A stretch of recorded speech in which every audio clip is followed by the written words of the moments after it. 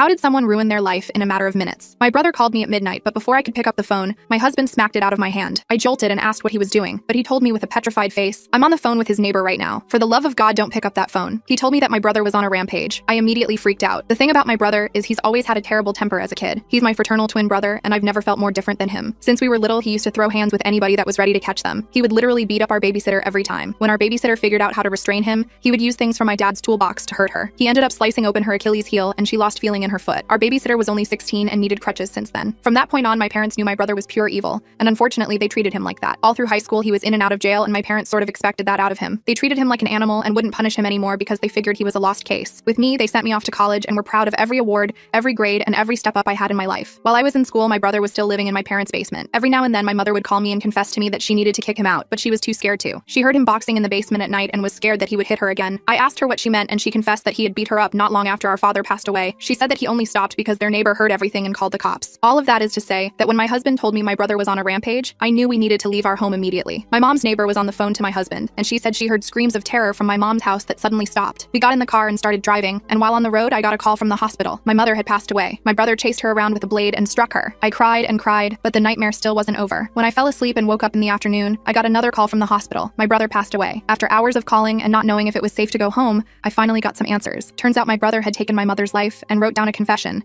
planning to call me because I was the golden child, and he was the monster who decided he was going to play his role. But on the way to my house, he got into a road rage incident and drove himself into a tree, where he instantly passed away.